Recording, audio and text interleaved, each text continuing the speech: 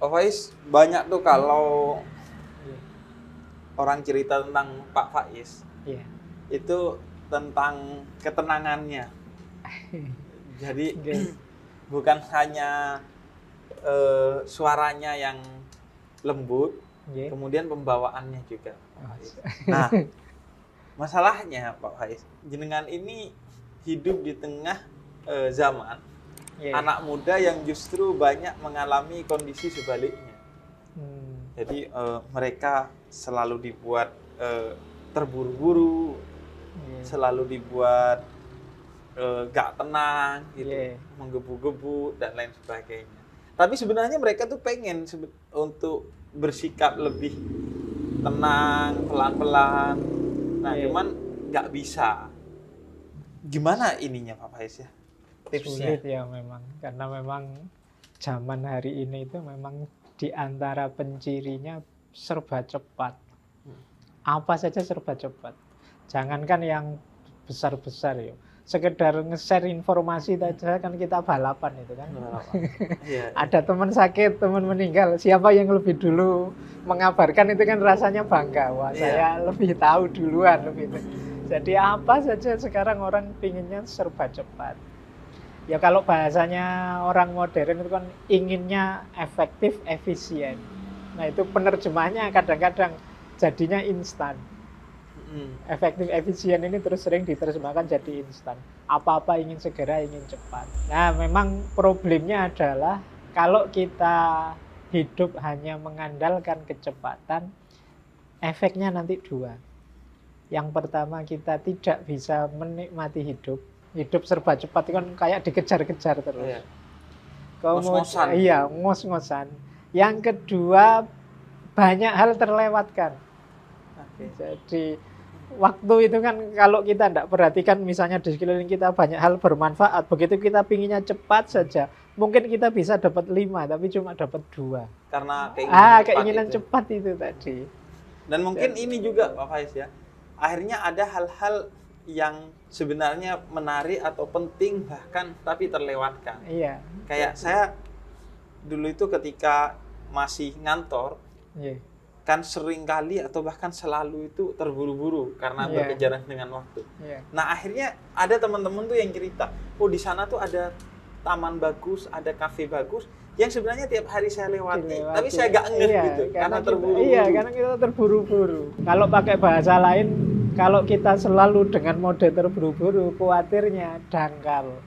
Jadi kalau ilmu misalnya terburu-buru, ya hasilnya dangkal. Jadi ngertinya hanya itu, dia tidak telaten untuk sabar, mungkin banyak hal lain yang harus saya ketahui. Itu kalau dalam hal ilmu.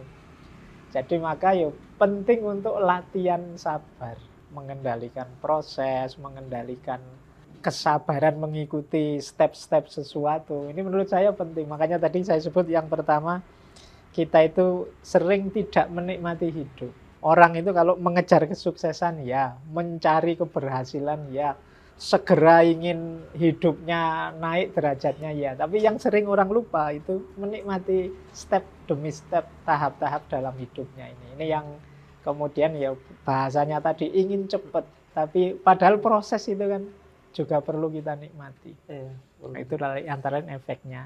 Tapi ya memang generasi hari ini mungkin sejak lahir sudah terkondisikan begitu.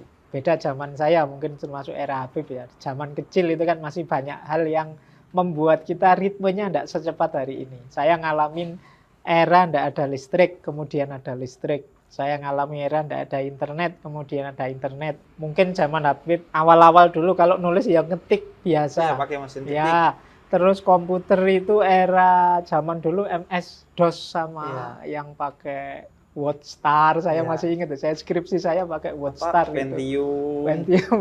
Pentium dari yang paling awal sampai jadi yang kalau ngeprint itu satu halaman bisa 1 menit sendiri, krik, iya kan itu iya. Itu kita mengalami yang ritmenya agak lambat. Tapi sekarang kan sekali ngeprint bisa 1 menit sekian puluh halaman, sudah cepat. Jadi memang modenya hari ini itu mode yang serba cepat. Maka penting memang kalau bahasanya filsafat itu ada momen-momen kita menarik diri sebentar. Termasuk yang muda-muda. menarik diri dari iya, dari dilibat oleh sistem yang serba cepat ini.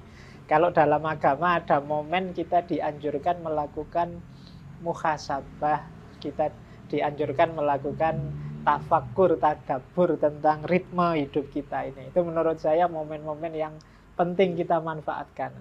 Bukan berarti kita harus lambat, Pak. Enggak. Cepet oke, efektif oke, efisien oke, tapi semoga tidak dangkal tadi. Semoga tidak banyak hal yang penting-penting terlewatkan. Ya. Semoga tidak membuat kita tidak menikmati hidup, akhirnya kurang bersyukur. Iya. Tapi mengendalikan dirinya itu gimana, Pak Faiz ya? Agar tadi kayak sabar dan lain sebagainya. Kalau untuk saya sih, saya enggak tahu kok tiba-tiba kata orang, wah Pak Faiz itu. Padahal mungkin ya enggak juga, ya kadang-kadang ya gelisah juga, kadang-kadang ya bingung juga, kadang-kadang ya rasanya terburu-buru juga pasti ada itu. Tapi menurut saya begini, jadi untuk ritme yang cepat tadi, kalau bahasa permobilan, itu kita harus punya kendali penuh terhadap mobil ini dan remnya juga harus pakem. Jadi kita tahu kapan kita ngegas, kapan kita ngerem. Jangan gas terus. Naik kendaraan itu kadang, saya kok gini ya, itu mungkin perlu menarik diri sebentar. Saya kok sudah rutin kayak gini terus, apa ini kondusif ya, apa ini positif ya? Itu saatnya kita. Jadi momen muhasabah ini diaktifkan. Sehingga nanti kita tidak terjebak muter di situ terus sistem. Saya ingat ada seorang filosof, namanya Marcuse dari Jerman. Dia mengibaratkan hidup kita yang serba cepat hari ini itu seperti kita naik bis mewah. Bisnya ini mewah, fasilitasnya luar biasa.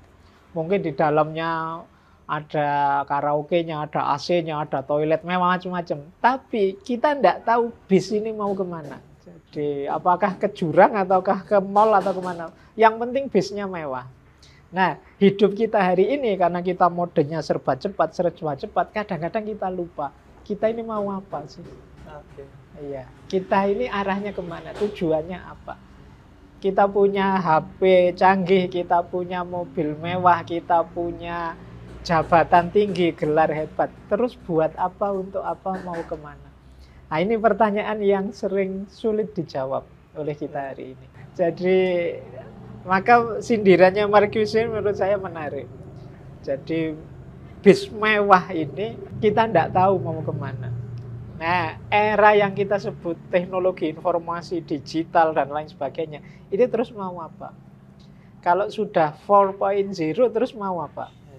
Kalau sudah canggih teknologi kita mau apa? Ini yang jarang kita pikirkan. Sehingga katanya Mahatma Gandhi kan, manusia itu teknologinya canggih tapi tidak humanistik.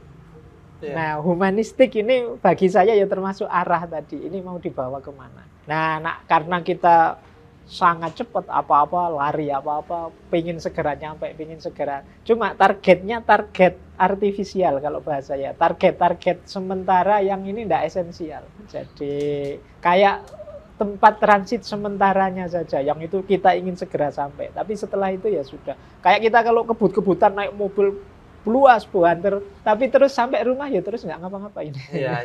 Jadi seolah-olah diburu pingin apa, tapi begitu sampai kamar kos ya santai-santai lagi, nggak ada apa-apa. Wong tadi pelan-pelan menikmati di jalan kan bisa, mungkin banyak hal bisa dinikmati, disyukuri, lihat keindahan ya. Tapi kan pingin buanter terus ya nggak ada apa-apa.